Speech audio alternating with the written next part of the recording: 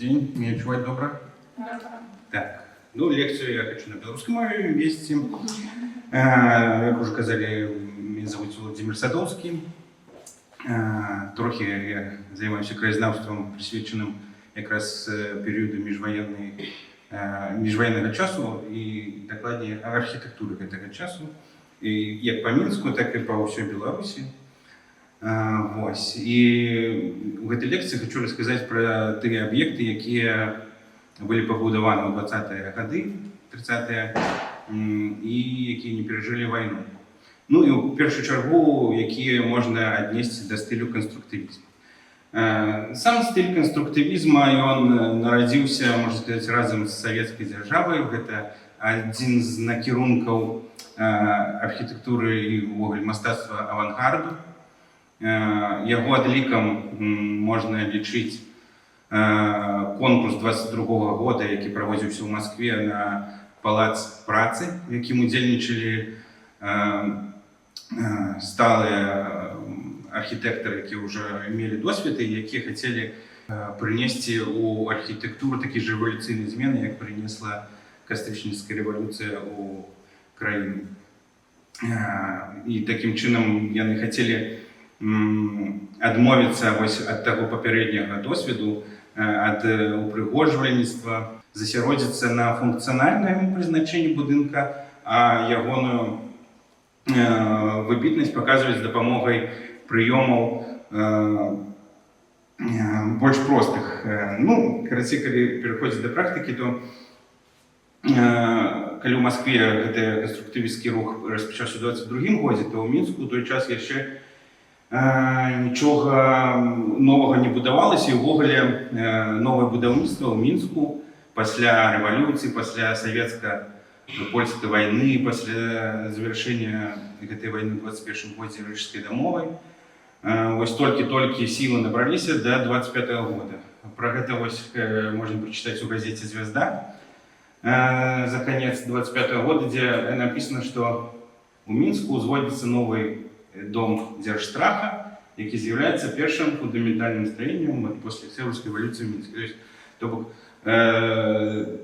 за гэтыя 5 гадоў пасля завяршэння савецка-польскай вайны нічога новага не будавалася. І адпаведна, канструктывізм у Мінск прыйшоў уже запознена. Ну, сам дом Дзяржстраха, вось ён бачны на фотаздымках справа. Ён знаходзіўся на перакрыжаванні савецкай, якая цяпер праспект Незалежнасці, і камсамольскай. Камсамольскую пасля вайны расшырылі, і вось тое месца, дзе стаяў гэты дом Дзяржстраха, зараз на ім нічога няма, здаецца, там пешаходная дарожка. Так як будаўніцтва пачалося ў 25-м годзе ў Мінску, то свая архітэктурная школа была ў заняпадзе. Як бы архітэктары, якія засталіся працаваць у Мінску, яны займаліся в асноўным аднаўленнем дамоў.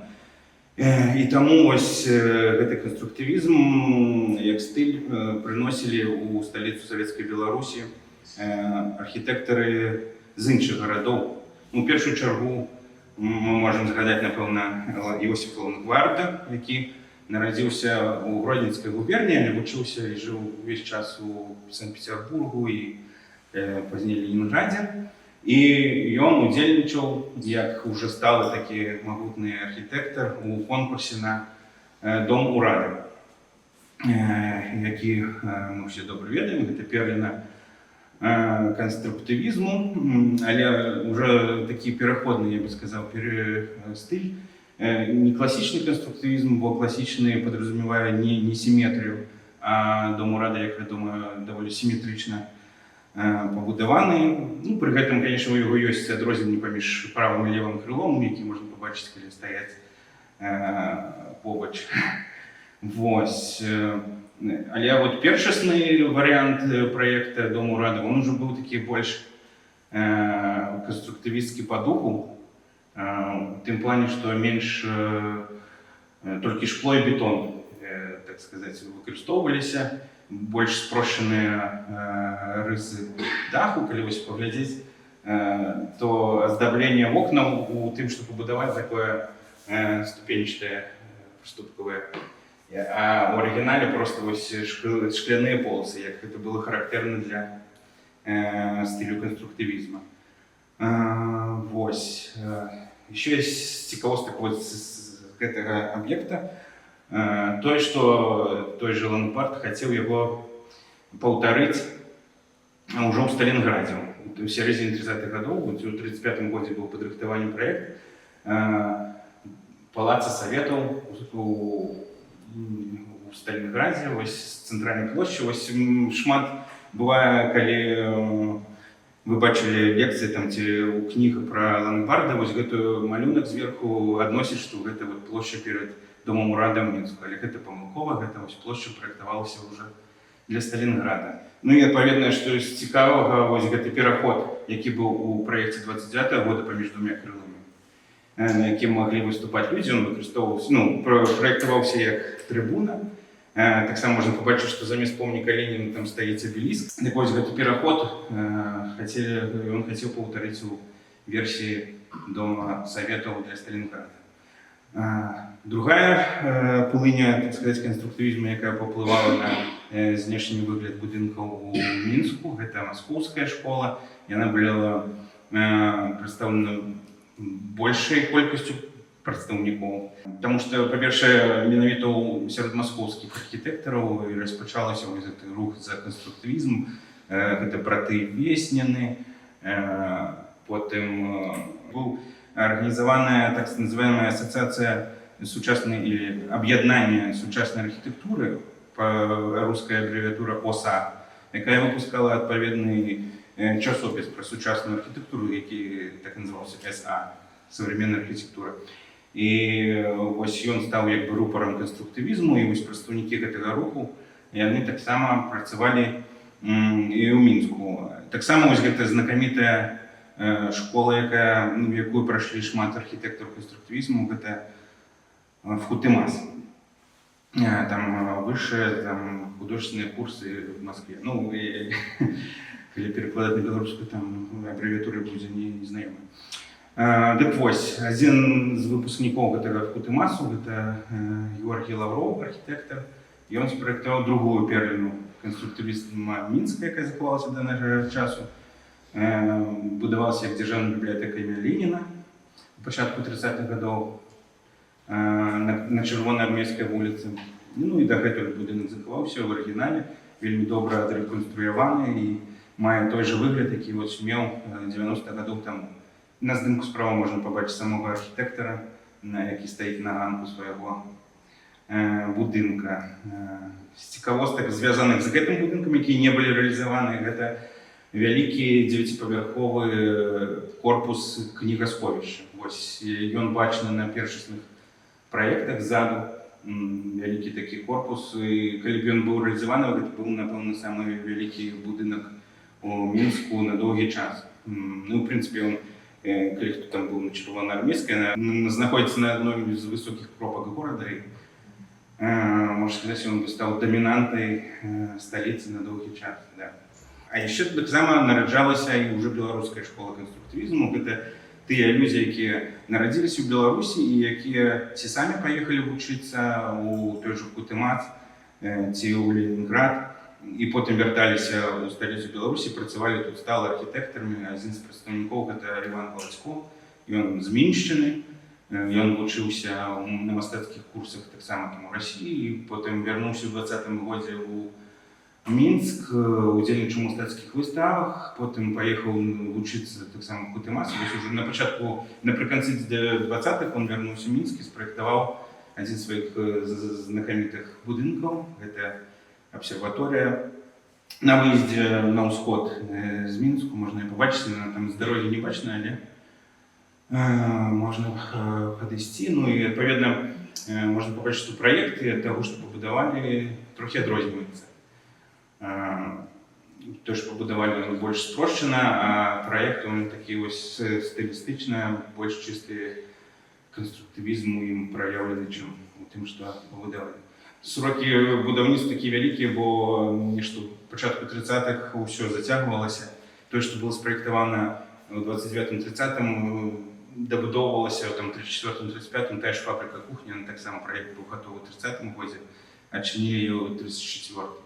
Яшчэ адзін прадстаўнік вось такой і архітэктуры беларускай школы, так сказаць, архіканструктывізм, это Герасім Якушка. Гэта ягоная поликлиника. Тут недалеко от дома урады. Да, Мяснікова, да. В 60-м годзе адчынена, як писали тогда в газетах, до дня вызволения Беларуси от белополяков 11 липня. Это было тогда свято такое. Амаль День незалежности ў міжваенныя часы. І шмат чаго адчынялі, прымеркоўвалі да гэтага дню. Вось. Але вось нарэшце мы падышлі да тэмы лекцыі. Гэта страчаныя аб'екты, якія да нашага часу не дашлі. Все, што я папярэдне паказваў, гэта з'яўляецца перлінамі беларускай архітэктуры, якія все ведаюць і які можна паглядзець зараз, а вось наступныя аб'екты ўжо не паглядзіш. Як я ўжо казаў, што беларуская школа канструктывізму складалася з маладых архітэктураў, але таксама да яе далучаліся і старыя архітэктары, дакладней тыя, хто працаваў ще да рэвалюцыі ў Мінску. Адзін з такіх архітэктараў гэта Станіслав Гайдукевіч. І першы ягоны праект, у якім ён паспрабаваў сябе як канструктывіст, гэта дом селяніна. Ну, канешне, гэта цяжка назваць чыстым канструктывізмам, бо тут ёсць шмат пераходных момантаў ад мадэрну, якім працаваў Гайдукевіч. Тут засталіся вось такія порцікі на верхняй частцы будынка, потым балкончыкі вось гэтыя. Але пры гэтым функцыянальна некаторыя моманты ён запазычыў у канструктывізма, гэта будзе трохі пазней. Ён быў пабудаваны, ён знаходзіўся на месцы, вось, калі дакладней, Александраўскі сквер, кут вуліц Чырвонаармейскай і Карла Маркса. Зараз вось там знаходзіцца, наколькі я памятаю, там ЦК БРСМ, што ли. Злева гэта там кавярня Кухмістар, ну і спуск да парка на Карла Маркса. Ён стаяў роўна вось там, дзе гэты дом, але выглядае па-іншаму. Што Гайдукевіч запазычыў канструктывізму, гэта прынцып выкарыстоўвання паверхні даху. Это абітаемая крыша, калі казаць па-руску. Гэта быў адзін з прынцыпаў, які сфармуляваў той же Корбузье, на якім будаваў архітэктуру авангарда. Это тое, што трэба выкарыстоўваць усе паверхні будынку, тым ліку і дах, для, калі гэта жылы дом, то там для рэкрэацыі, для адпачынку. Калі гэта грамадская некая забудова, то для вось такіх грамадскіх мерапрыемстваў. І вось адно з такіх мерапрыемстваў гэта адкрыццё дому селяніна ў 27-м годзе, оно адбылося на даху гэтага самага дома селяніна. Ну, сам дом селяніна, гэта, калі казаць сучасным тэрмінам, это дом культуры для селян, якія прыязджалі ў сталіцу па сваіх справах. Но ён спалучаў сабе не толькі як бы культурнае развіццё, але і у ім меліся гасцінічныя нумары, потому што БССР была аграрнай дзяржавай, па большасці і гарадскога насельніцтва было адносна мала, і шмат пытанняў вырашаліся ў сталіцы, і шмат людзей прыязджалі ў яе з вёсак, і ім трэба было недзе і спыніцца, і заадно вось як гэта культурна развіцца. Ну, советская держава дбала менавіта еще про культурны адпачынак, там у гэтым будынку былі і лекцыйныя залі, і для паказу кінафільмаў залі, і нават музейныя экспазіцыі там размяшчаліся. Прыкладам, тут написано, это альбом 32-го года, уже як бы дом селяніна был переименованы, але у ім вось размяшчаліся тэатральныя залі, бібліятэка, клуб. Так что как бы для развития всестороннего селян тут было зроблено шмат. Ну, знаходзіўся ён, калі глядзіце справа, гэта наша бібліятэка была, цяпер там Совет Рэспублікі, да. І вось якраз побач вось гэта частка дома селяніна, якая накіравана да Совета Рэспублікі. Ну, наприкінці 30-х, як там вже було написано, що дом селянина вже переїхав в інше місце, а тут розмістився ЦК Комуністичної партії Білорусі. Ну, відповідно, можна зауважити зміни. В той час шмат будинків, які були побудовані на початку 30-х, наприкінці їх надбудовувався поверх. Коли відмотати назад, то можна побачити, що ось справа від цього портика там дах, а вже наприкінці 30-х там ось ще новий поверх вирос справа. Ну, відповідно, звісно, це все губляло оригінальний вигляд будинка, гублявся від таких змін, але ось ще пізніше, наступний, один з наступних об'єктів, розкажу, там так само були такі зміни подобного штабу. Ну, це в часи окупації. Этот будинок. Ось у часи визволення города він був взорваний. І відновляти не стали, на його місці побудували той будинок у 50-х, яким спочатку був ЦК Комсомола, зараз, здається, ЦК БРСМ. Наступний об'єкт, який був побудований як у Мінську, так і у Вітебську. Це типовий клуб металістів. Ну, металлисты — это те рабочие, которые працювали на металлоопрацовчих заводах, там, где стали детей. Ну, в Мінську було кілька подобних підприємств, і ось для них був побудований цей клуб, як тоді казали, клуб. Ось, він знаходився на вулиці Кірова. У часи побудови ця вулиця була Університетська. Так він виглядав, інструкцію 3D. Ось це прикладне місце, де він стояв. Зараз ось новий сучасний будинок, прикладно на тому ж місці побудували. А раніше тут стояли білетні каси Динамо. Ось, це від з боку Динамо. Це старий ще довоєнний, древляний стадіон. Він трохи в іншому місці знаходився, чим зараз. Сучасний стадіон Динамо. І ось там бачено на фоні це клуб металістів. Це інший ракурс після побудови. Ну, клуб, в принципі, як об'єкт, так само з'ява менавіта совєтського часу. Ось як дом селянина, він повинен був нести едукацію у сільській маси, то такі клуби для працовних різних спеціальностей, вони повинні були розвиватися всесторонньо, всебоково уже пролетаріат. І таких клубів, як у Мінську, так і у інших городах Совєтського Союзу, вони ось якраз у 20-х почали активно будуватися на гроші профсоюзів цих ось підприємств. І для удешевлення використовувалися такі типові проєкти. Як я вже казав, цей проєкт був розпрацьований, мабуть, в Москві і реалізований, принаймні, у двох городах. Я ведаю, ну, це Мінськ і Вітебськ. Мінський не заховався, це так само моя 3D-модель. А ось Вітебський, ось він таким узвище, тут, коли там стоїть фотограф, то справа від його вже заходні дзвіна тече і стоїть дагетуль. Ну, це фотки початку, здається, або кінця нульових. Ну, прикладно він таким стані зараз, може просто закрити ще додатково. Його там викупали по кілька разів, є плани, проєкти його обновлення, але нічого невідомо, чи щось там рухається далі. Але ось він заховався в оригіналі. І хоча б в цьому він цікавий. Ось, наступний клуб, зв'язаний з архітектурою конструктивізму, це ось клуб Хрущевиков, якого вже проєктував непосередньо запрошений з Москви архітектор Андрій Буров, один з відомих конструктивістів. Він так само виходив у це ось об'єднання ОСА. Але не всім, так сказати, сучасникам подобалася ось така стилістика, яка характерна для конструктивізму. І ось у 29-му році у газеті «Совєтська Білорусь» був надрукований такий ось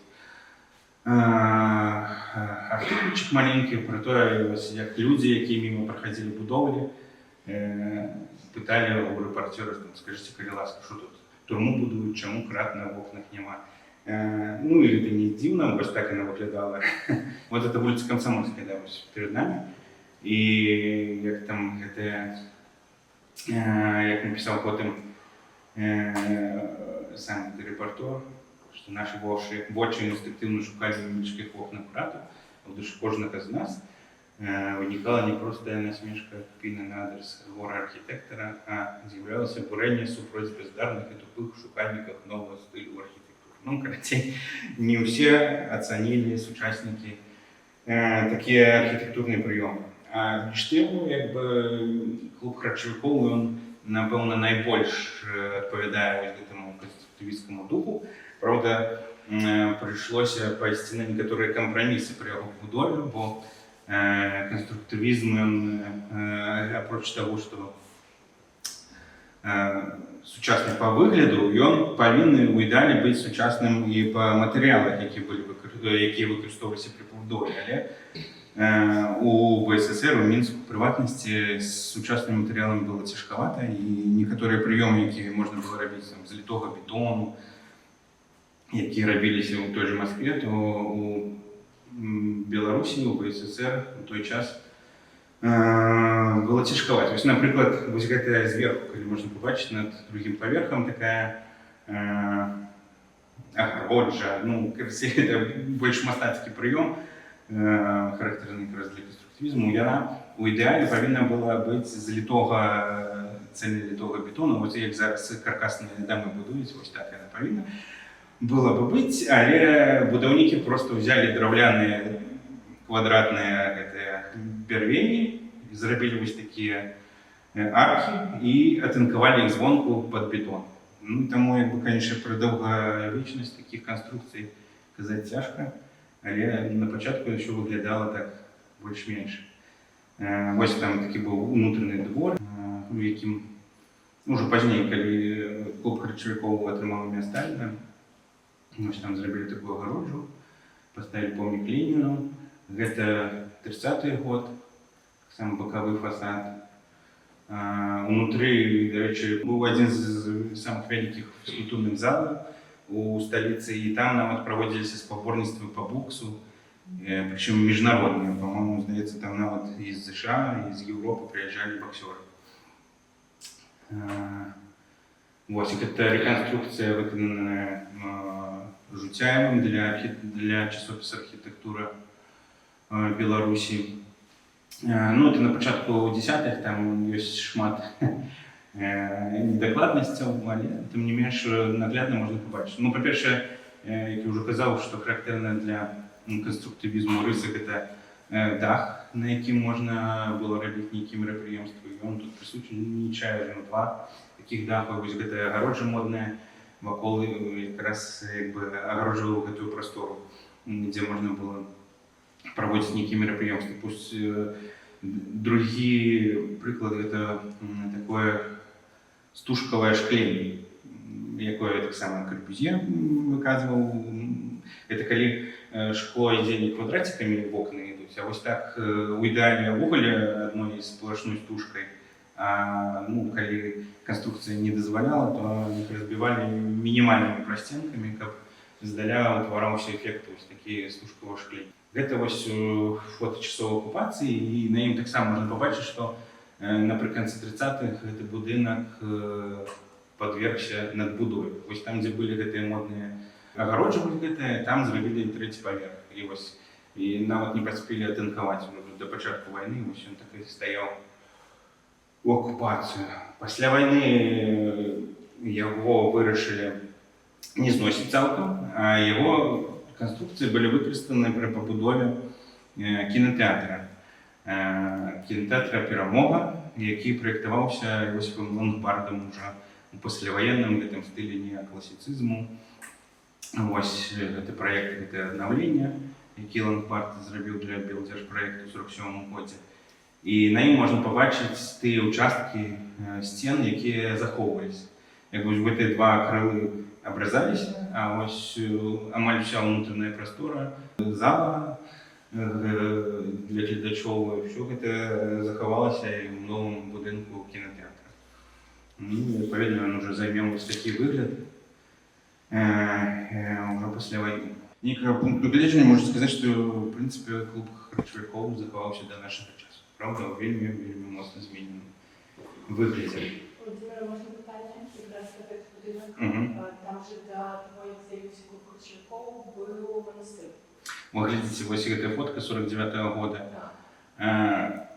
Ззаду вось бачны будынак, дзе зараз это прокуратура.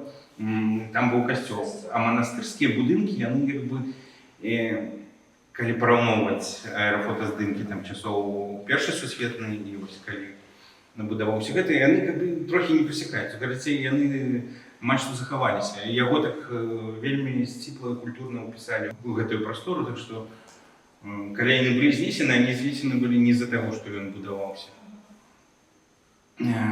Вось. Карацей, там у стараннях гэта не... Хутчэй за ўсё не.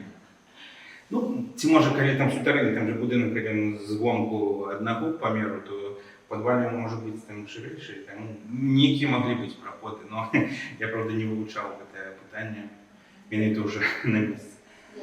Так, еще одна праца московских архитекторов Георгия Гольца и Михаила Парусникова. Парусников, правда, после войны переедзе на сталую працу в Минск, и будзе вось шмат пасляваеннага сталінскага ампіру, так званага, гэта вось яго праца. І новы будынак Дзяржбанка, это таксама яго праца, так што ён бы, можна сказаць, ён працягнуў сваю даваенную працу ў новым стылі, перапрацаваў і амаль на тым жа месцы пабудаваў. Але мы кажам пра Дзяржбанк таго перыяду. Вось праект быў распрацаваны ў 27 годзе.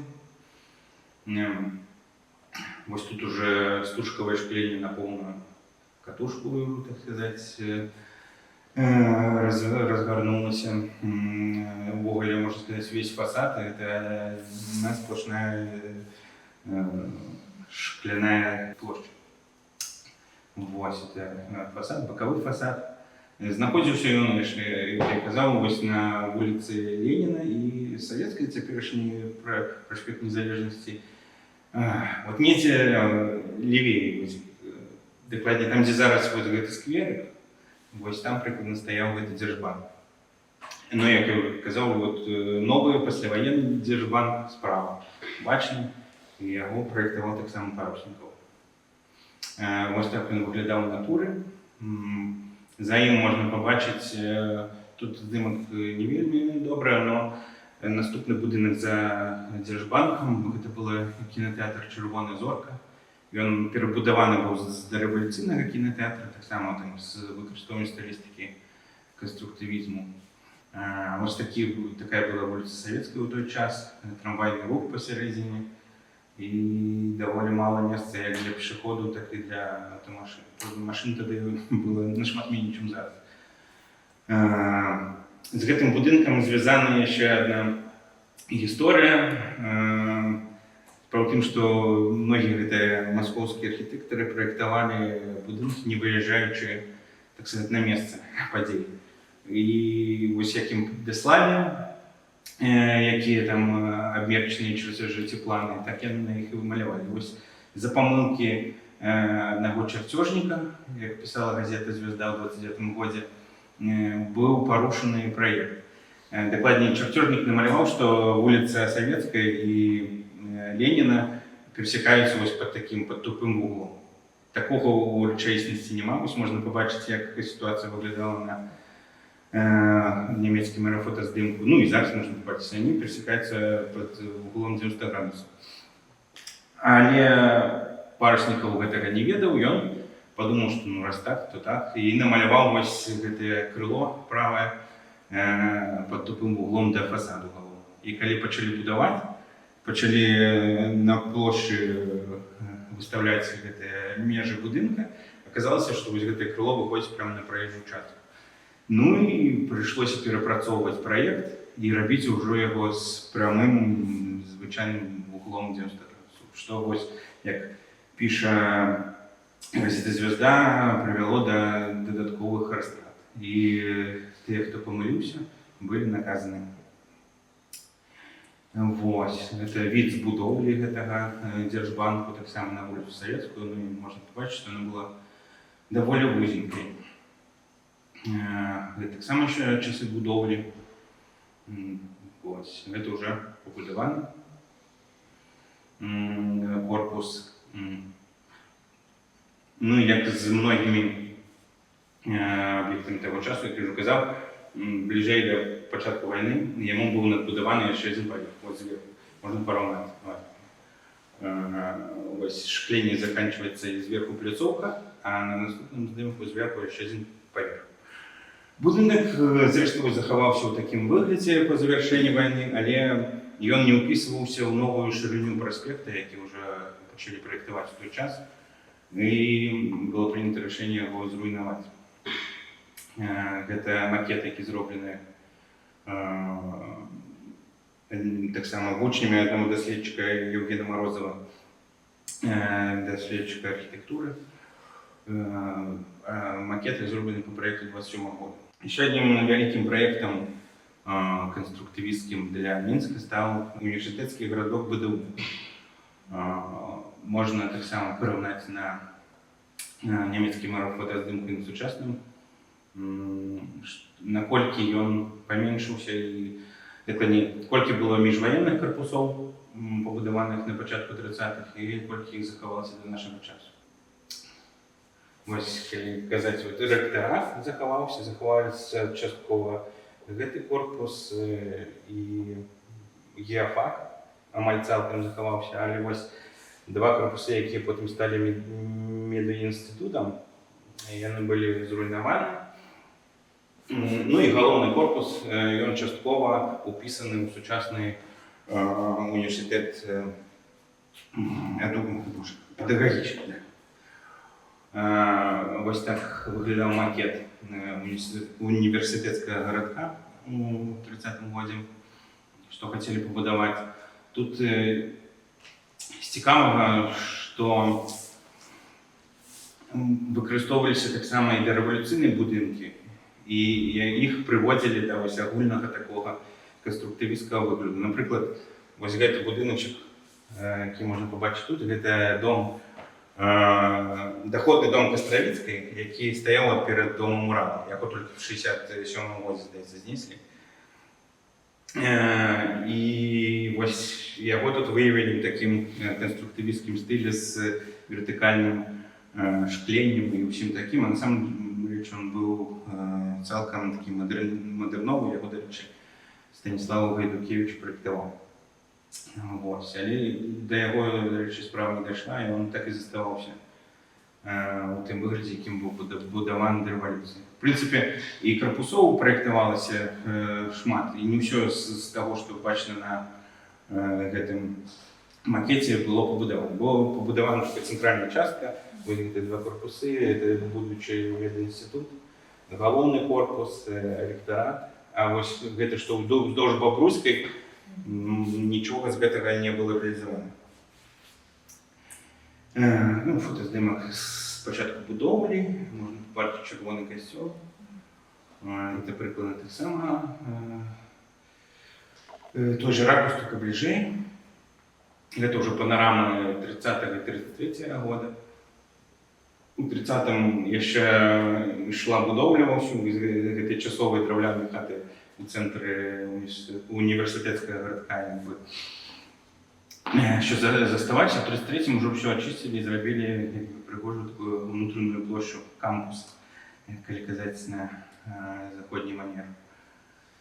Вось. В принципе, гэты універсітэцкі гарадок захоўваўся даволі добра, і ў вайну не шмат пацярпеў.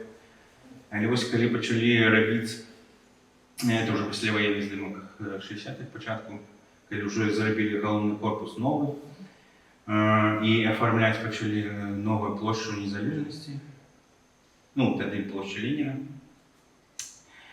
то тыя корпусы, які выходзілі на гэту плошчу, ўсё-такі вырашана было знесці, дакладней, вось гэты корпус, які заставаўся у медфака. Вось ён у 50-е гады яго знеслі першым. І на яго месцы зараз стаіць гэтае ўпраўленне мінскага метрапалітэна. Гэты другі корпус ён даўжэй пратрымаўся.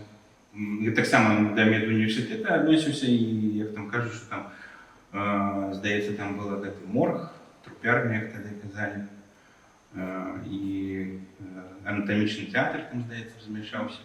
Вось ён ва ўнутраным дворыку стаяў да пачатку нулявых. Вось, і захавалася некалькі здымкаў, як яго зносілі. Вось, а гэта галоўны корпус. Галоўны корпус таксама быў вельмі грунтоўны па памерах, па аб'ёмах. І вось гэта моя рэканструкцыя яго ў 3D. Часткова, як я ўжо казаў, ён захаваўся. З цікавостак, якія можна таксама аднесці да прыкметаў стылю канструктывізму, гэта тое, што самая высотная частка гэтага будынка, лесвічная клетка, она выкарыстоўвалася, па-першае, вот зверху таксама прадугледжваліся пляцоўкі для мерапрыемстваў. Вось гэтая вялікая квадратная вялікі квадратны плоскі дах, павінны на ім былі нейкія мерапрыемствы са студэнтамі можна было праводзіць, а таксама ў гэтай частцы высотнай размяшчалася бакі з вадой. Ну, адпаведна, гэтай частка становіцца як бы такой вадацяжнай вежай. Бо, як вядома, вадаправод тады быў не цэнтральны, і ён быў звязаны з менавіта з такімі вадацяжнымі вежамі, і вада паступала на паверхі па прынцыпу гэтых сасудаў, якія паміж сабой злучаны. І чым вышэй размяшчаліся бакі вады, тым вышэй магла з'яўляцца вадаправодная вада ў кранах. Ну, адпаведна, ў гэтым аб'ёме размяшчалася два здаравенных бака з вадой, што рабіла яго такой вадацяжнай вежай. Вось корпус пасля вайны быў, па-першае, некалькі крылы яго былі абрэзаны на правым здымку, можна бачыць, што толькі часткова захаваліся. Ну і цэнтральная частка была перабудавана такім вось уже неакласічным стылі. І, ў прынцыпе, яна захавалася да нашых дзён, проста яна знаходзіцца прямо за гэтым высотным корпусам педуніверсітэта. Ну, гэта моя рэканструкцыя ў 3D. Он, конечно, маштаб я трохі тут перабольшыў, ён паменей быў, дарогу он не перакрываў, але прыкладна так бы ён выглядаў у нашы часы, калі б захаваўся арыгінальна. Так, яшчэ адзін аб'ект, які да нашых дзён не захаваўся, гэта АТС на вуліцы Карла Маркса. Ён такая таксама, як бы, канструктывісты любілі менавіта такі тэхналагічныя і тэхнічныя будынкі. Ну і, ў прынцыпе, асабліва тыя, якія, як бы, уяўляюць сабой, дакладней, з'яўляліся сімваламі прагрэсу. У той час тэлефонная сувязь — гэта якраз была ноу-хау, сучасныя тэхналогіі, і асабліва аўтаматычныя тэлефонныя станцыі якраз у 20-30-е гады пачалі з'яўляцца на замену вось гэтым старым для таго часу тэхналогіям, калі сувязь па тэлефоне адбывалася праз тэлефаніста. Как в гэтых фільмах пра Леніна казалі, дзевушка Смольная, дайце мне Смольную. Вось гэта званілі ў тэлефонную станцыю, там дзяўчына фізічна пераключала правады на патрэбную лінію, і толькі тады звязваліся з патрэбным чалавекам. А ўсе аўтаматычныя АТС рабілі гэта ўсё аўтаматычна, і не трэба было вялікі штат людзей. Ну, адна з такіх аб'ектаў Мінска стала гэта АТС на Карла Маркса на 6 000 абанентаў. З ёй таксама доўга будавалі. Праект выкарыстаны быў тыповы. У сучаснай істарыяграфіі яго прыпісваюць Герасіму Якушка, але насамрэч гэта месца, дзе зараз пасляваенны дом стаіць. Тут была гэта АТС. Насамрэч гэта тыповы праект, хутчэй за ўсё распрацаваны ва ўсесаюзным інстытуце, звязаным з тэлефоннай сувяззю, і там пры наркамаце сувязі, да.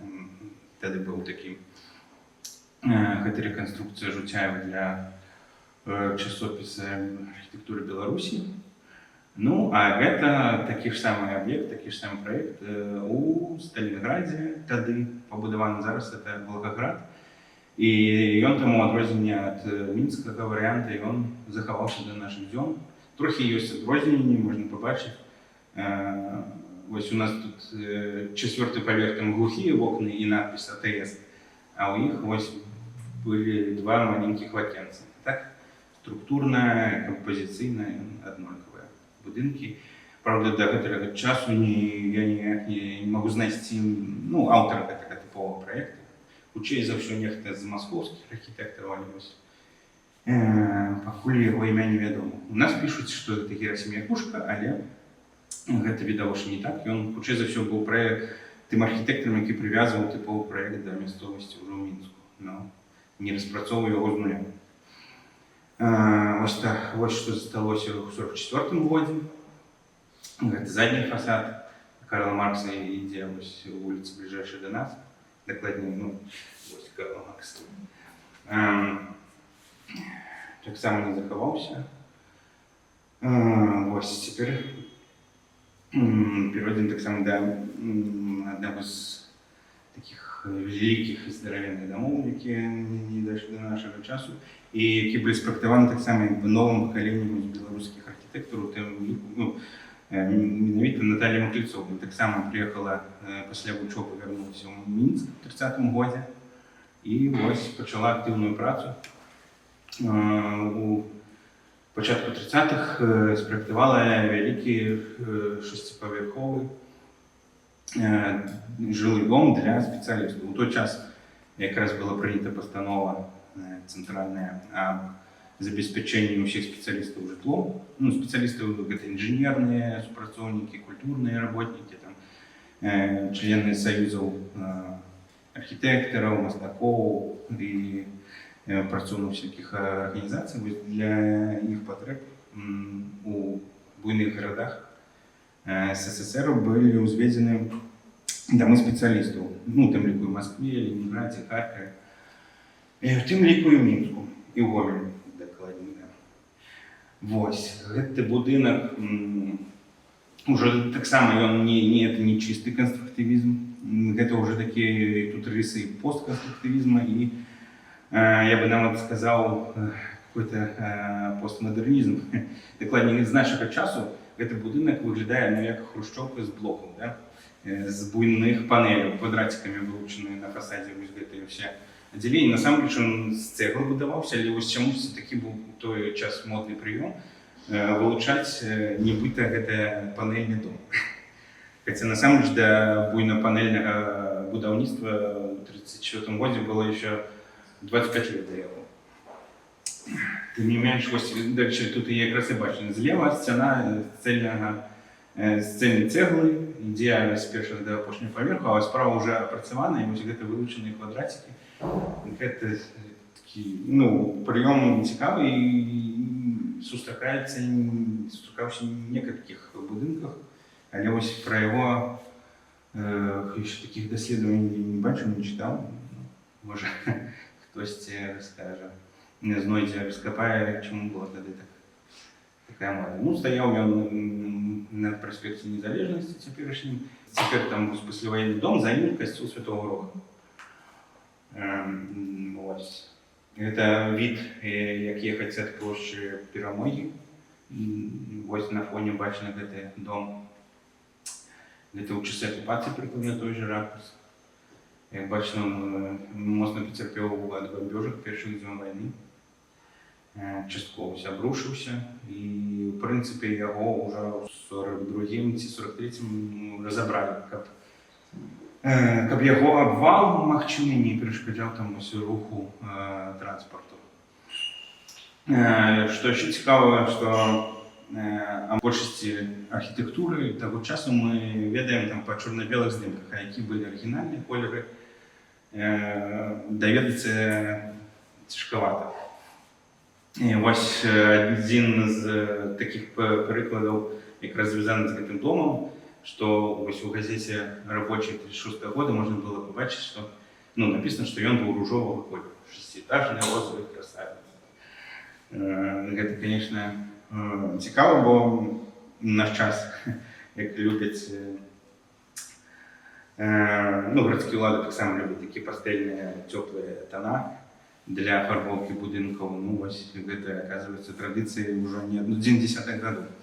Ну і вось гэты ружовыя матывы можна пабачыць на карціне нямецкага некага мастака, які быў з акупацыйнымі сіламі ў Мінску, і вось замаляваў якраз гэты дом спецыяліста. Вось там дзень-дзень такі жаўтаватыя ружовенькія атрымліваюць. З навінак, дакладней з тых аб'ектаў, якія толькі адносна нядаўна даведаўся пра іх і існаванне ўвогуле, што гэта? Гэта жылы дом галоў дартранса, ну, карацей, дарожнага кіравання рэспублікі. Архітэктар Алексей Денісаў. Вось так ён выглядаў на фотаздымку 35-го года. Зараз гэтае месца выглядае вось так. Вось ён стаяў роўна упоперак вось гэтай сучаснай трасіроўкі вуліцы Ульянаўскай. І калі б ён захаваўся да нашага часу, так бы на гэтым месцы вуліца Свярдлова бы не ўтварала такога перакрыжавання. Вось. Ну, такі звычайны дом, он таксама ўжо больш не чысты канструктывізм, а такі постканструктывізм з рысамі канструктывізму, як вось гэтыя стужкавыя шкленні на пад'ездах. Таксама у Мінску ў той час у гэтым стылі будавалі драўляныя будынкі. І адзін з асноўных гэта, конечно, крыты рынак архітэктара Герасіма Якушкі, які не дайшоў да нашага часу і не мог бы дайсці, таму што ён знаходзіўся якраз у раёне вакзала, які актыўна бамбавалі. Так як ён быў драўляны, ён згарэў літаральна ад першай бомбардзіроўкі, і сляда яго ўжо амаль што не засталося нават вось нямецкіх аэрафотаздымках, і ён ужо ў разбураным стане. І знаходзіўся ён вось, калі глядзіць, гэты дом падкованы на Кірова, на яго месцы і быў гэты рынок. Ну, дакладней, нават перад ім гэта пляцовачка, перад домом падковы, тут размяшчаўся гэты рынок. Ну, рынок тут быў і да рэвалюцыі, но такі стыхійны. Яшчэ цікавы аб'ект, пра які ўвогуле нічога не знаёма, гэта вось гэты будынак КУС. Злева вось сучаснае Міністэрства ўнутраных спраў будынак, яго, дарэчы, таксама Станіслав Гайдукевіч праектаваў. На праспекце справа, там, дзе гэтая коробка стаіць, там цяпер КДБ. Але вось да вайны паспелі пабудаваць вось такую здаравенную, ну, гэта на сучаснай карце, як гэта выглядае, здаравенную такую коробку, якая на той час выглядала даволі сучасна. І, у прынцыпе, яна захавалася да канца вайны, і пры жаданні можна было бы аднавіць, але вось калі будаваўся новы корпус для КДБ, яго вырашылі чамусь змяніць. Яшчэ адзін як бы пласт такіх аб'ектаў канструктывісцкіх, якія дайшлі да нашага часу, але дайшлі са зменамі. І мой любімы прыклад гэта вось дом Белкомунбанка на рагу Леніна і Карла Маркса. Таксама адзін з такіх пераходных стыляў, ён нечым, ну, мне асабіста нагадвае дом селяніна па архітэктуры, правда, архітэктар тут іншы, і нават і калектыў архітэктараў працаваў. Вось так ён выглядаў пасля пабудовы. І як яшчэ адна прыкмета, вось гэтая па выкарыстоўванню ўсіх плошчаў будынка, гэта вось гэта металічная канструкцыя, на якой вось размяшчаліся ў розныя часы лозунгі, маглі упрыгожваць сцягамі, ну, светавой рэкламы. Вось уже тады, в 27-м годзе, такое практыкавалася. Вось на гэтым, на высотнай частцы будынка такая вось канструкцыя, якая да нашага часу, конечно, не захавалася. Вось так гэты будынак выглядае зараз. Замест той канструкцыі там такая балюстрада, уже у неакласічным пасляваенным стылі. Дадалося, можна параўнаць, калі у арыгінале былі такія плоскія сцены без лепніны, то вось пасля вайны пададавалі ўсе гэтыя пілястры, лепніну, і як бы вось гэты такі канструктывісцкі арыгінальны стыль уже трохі згубіўся. Хаця як бы па форме ён ўсё яшчэ такі самі, як у 27 годзе. Другі прыклад знаходзіцца побач. Гэта амбасада Великобритании. Як бачыце справа, яна такая, ну, вся з калоннамі, все як мае быць для 50-х гадоў, а злева вось гэта арыгінальны будынак. Як ён выглядаў пасля пабудовы ў 34-м, там размяшчалася кантора Белдзяжкіно, ну, цяперашні Беларусьфільм. Пасля вайны вось яго вось так грунтоўна перабудавалі, што не пазнаеш у ім нейкую даваенную такую конструктывісцкую пабудову. Еще один мой любимый приклад – это головный корпус БНТУ, спроектованный Георгием Лавровым, тем, что даже библиотеку проектовал. Ну, перший проект ось сверху бачный, и он в оголе, это чистейший конструктивизм, не асимметрии, полукруглое одно крыло, другое квадратное, там, уваход с лестничной клеткой с одного боку, с другого нема. Будовать почали уже все-таки і спростили при побудове уже гэтага левага крыла з полукруглым аб'ёмам, які, дарэчы, нагадвае фабрыку кухню. Яго уже не стали будаваць, узвялі толькі вось цэнтральную правую частку. А потым уже 36-м Наталья Махляцова яго ператварыла вось у такі постконструктывізм, дзе будынак зверху, фото зверху 36 перебудову 36-го года. Тут уже додалась асимметрия менавіта вось у уваходнай группы.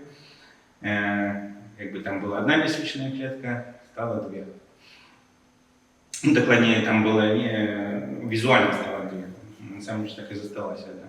Ну, уже пасля вайны яго ператварылі тое, што мы зараз бачым, это чысцейшы неокласіцызм з порцікамі, калонамі. Але внутри все еще там недзе схаваны конструктивизм Георгия Лаврова. Ой, ну и апошні пласт – это тое, што хацелі пабудаваць, але не пабудавалі. Ну и першае – это якраз звязана з тым будынкам, дзе мы зараз знаходзімся, галереі. Прямо да яе по проекту Герасима Якушкі в 1932 годзе хацелі пабудаваць пажарную частку. Это моя реконструкция в 3D. Вось якраз можна было бачыць, як бы яно выглядала, калі б гэты праект быў здзейснены.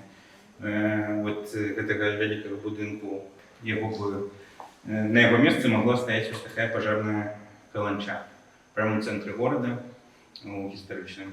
Ну і тут з такіх аб'ектаў, пра які ўвогуле і вельмі мала інфы, но гэта проста калі б ён быў пабудаваны, это была, напэўна, другая ікона стылю, так сказаць, конструктывізма ў сталіцы пасля дома ўраду. Асабліва аб'ёмы яго ўражваюць, он даже здаравенны, на вось некалькі секцый разбіты будынак з 3 крыламі, полукруглымі з закругленнем. Гэта праект фінансава-эканамічнага тэхніку. Рабіў яго архітэктар Нарейка, пра якога я ўвогуле нічога не нарыў. Мала вядома пра яго, але вось праектаваўся ён прыкладна ў тым жа месцы, дзе зараз БНТУ, ну, у тым жа раёне. Так у тыя часы там планавалася якраз шчыльная новая такая забудова, у тым ліку там якраз і клінічны гарадок, сучасная першая клінічная бальніца і акадэмія навук. Гэта ўсё сучаснае будаўніцтва для таго часу вялося вось у гэтым раёне. Вось такі ён з другога фасаду выгляд меў. Ну, вось на гэтым все.